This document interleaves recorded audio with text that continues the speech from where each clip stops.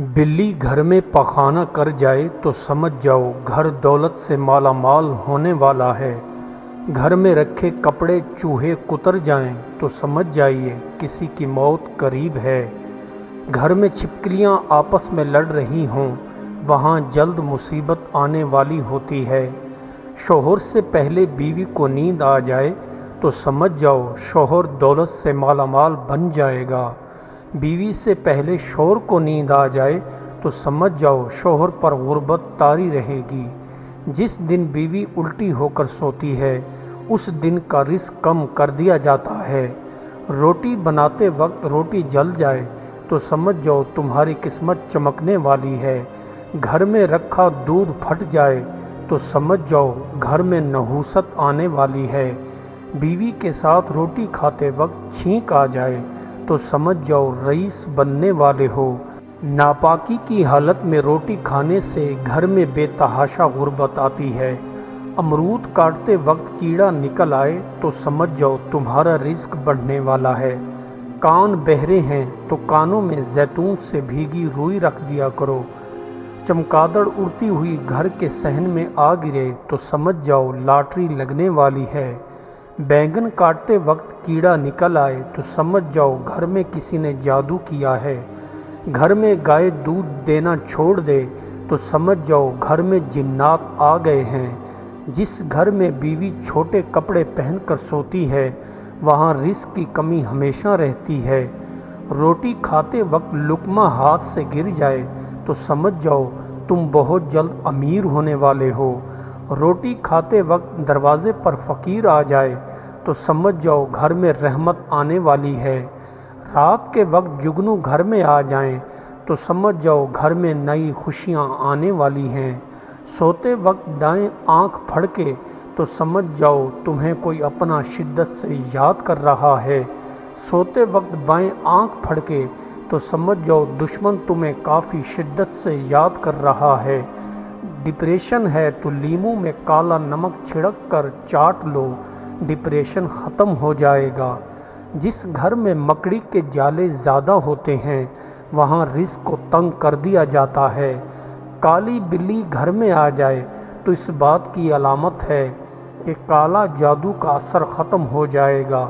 گھر میں آسیب اور جنات قابض ہوں تو گھر میں کالی بلی کو لے آؤ، جنات بھاگ جائیں گے۔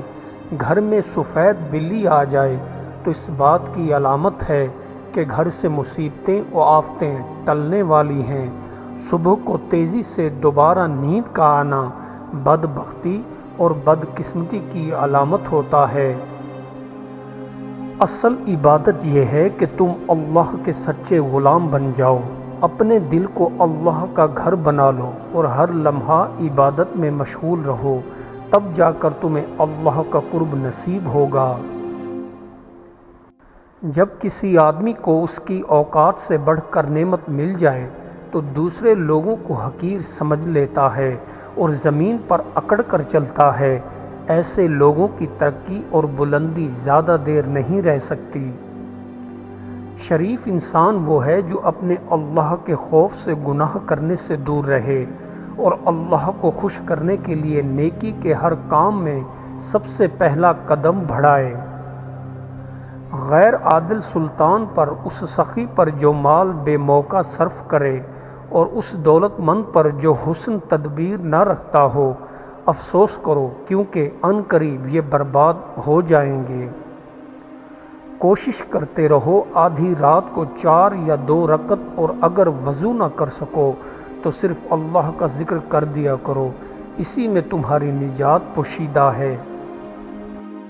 جو اپنی جوانی میں اچھے کام نہیں کرتا وہ بڑھاپے میں بھی اچھے کام نہیں کر سکتا۔ جوانی میں اچھے کام کرو کیونکہ اللہ کو جوانی کی عبادت زیادہ پسند ہے۔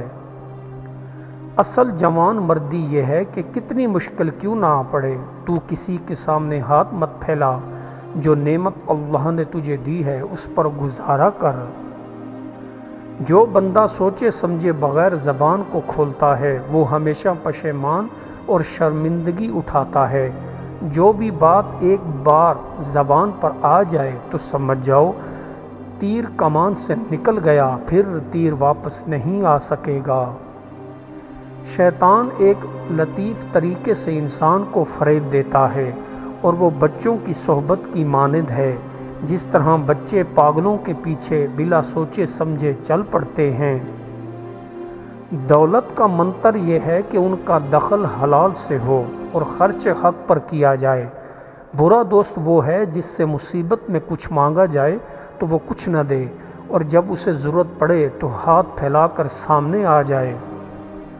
کوئی سائل آ جائے تو اس کو خالی نہ لوٹا، چاہے تیرے پاس کچھ نہ ہو، اپنا جوتا ہی اتار کے دے دو، اس کے بدلے اللہ تمہیں وہ کچھ دے گا جس کا تو نے سوچا بھی نہ ہوگا۔ عجیب انسان ہے وہ جو یہ جانتا ہے کہ اس نے ایک نہ ایک دن اس فانی جہان سے اٹھا لیا جائے گا، پھر بھی اس دنیا میں مگن رہتا ہے۔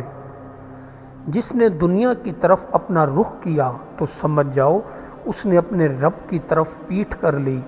مخلوق سے محبت کرنا اللہ سے محبت کرنے کے مترادف ہے۔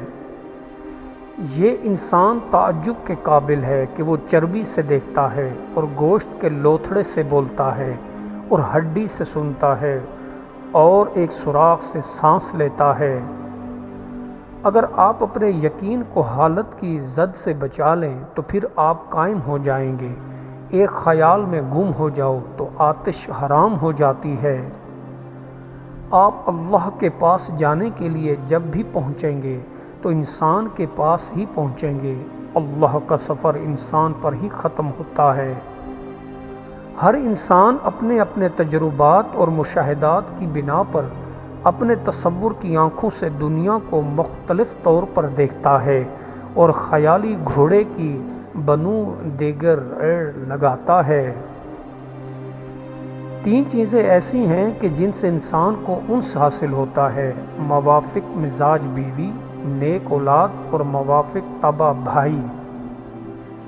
اپنی اولاد کی تربیت اپنے زمانہ کے طور طریقوں کے مطابق نہیں بلکہ جدید دور کے تقاضوں کے مطابق کرو، کیونکہ وہ تمہارے زمانے سے مختلف زمانہ کے لیے پیدا کیے گئے ہیں۔ عالم اس قوم کا طبیب ہے اور مال اس قوم کی بیماری۔ اگر طبیب ہی بیماری مول لے تو پھر علاج کون کرے گا؟ بے شک زمانہ اپنی کمان کسے ہوئے ہے، اس کے تیر کبھی خطا نہیں ہوتے، اس کے زخموں کا کوئی علاج نہیں۔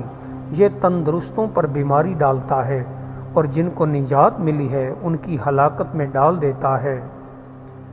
اگر آپ اچھی اور میٹھی گفتگو نہیں جانتے تو چپ رہنا جانیے، کیونکہ چپ رہنا بھی اتنا ہی بڑا کام ہے جتنا کہ بولنا۔ توبہ کے درخت کے لیے ندامت کے آنسوؤں کی آبیاری درکار ہے۔ جو بات عقل چھپاتی ہے نشہ اسے ظاہر کر دیتا ہے۔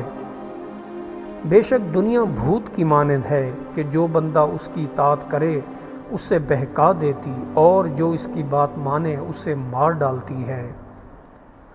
عدل و انصاف پر چلنا بزرگی کی نشانی ہے اور فضیلت کی جامع صفات کو حاصل کرنا کامل شرافت کی علامت ہے۔ اگرچہ انتظار ایک بہتر لاہ عمل بھی ثابت ہو سکتا ہے، مگر اس کے لیے کچھ کر گزرنے سے بڑھ کر قوت درکار ہوگی۔ اپنے آپ کو کبھی بھی یہ یقین دہانی نہ کروائیں کہ آپ ضرور بدترین حالات سے دوچار ہوں گے، کیونکہ آپ کبھی کبھار ہی بدترین صورتحال کا شکار ہو سکتے ہیں۔ تمہارے پھول کے ساتھ جو کانٹا وہ اگرچہ مجھے چبھ گیا ہے، لیکن پھر بھی اسے حسن میں تیرا شکر گزار ہوں۔ دولت بیوی میں چھپی ہے، بیوی کے دائیں ہاتھ کو مسلتے رہو، بے بہا دولت آتی رہے گی۔ کامیابی ان کو ہمیشہ مشکل اور کٹھن معلوم ہوتی ہے جو یہ نہیں جانتے کہ انہیں کامیاب انسان بننے کے لیے کیا کرنا چاہیے۔ سب سے برا بندہ وہ ہے جو پروردگار کی اطاعت میں لوگوں سے خوف کھائے اور ان کی پیروی میں اللہ سے نہ ڈرے۔ اگر تمہاری آنکھ میں تنکا چلا جائے تو یہ اس بات کی نشانی ہے کہ بہت جلد تمہاری قسمت چمکنے والی ہے اور تمہارے اچھے دن آنے والے ہیں۔ چونکہ مفلس اور محتاج کا دیانتدار رہنا مشکل ہے، اس لیے دولت دنیا باعث حصول نہ کوئی ہے۔ جس گھر کے اندر مکڑی جالے بنانا شروع کر دے تو سمجھ جاؤ کہ گھر میں غربت اور فاقہ کشی آنے والی ہے۔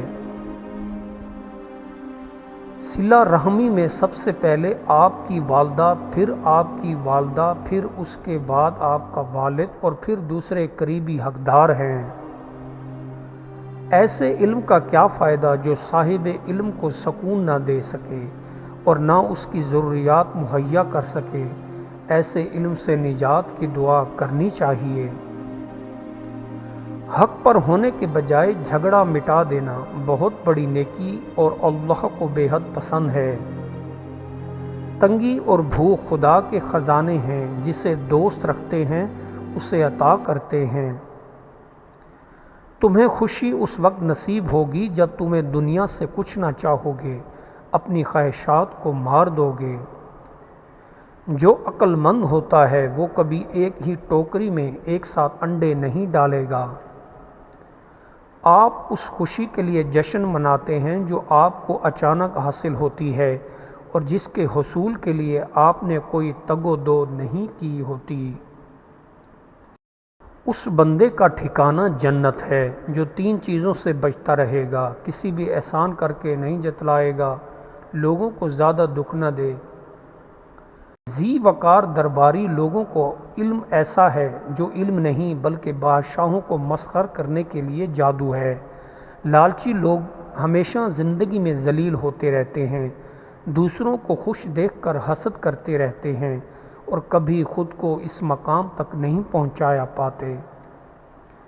سب سے بہترین انسان وہ ہے جو پہلے اپنے دل کو صاف کرتا ہے، پھر اپنے بدن کو اور پھر اپنے کپڑوں کو اور پھر اپنے گھر کو صاف رکھتا ہے۔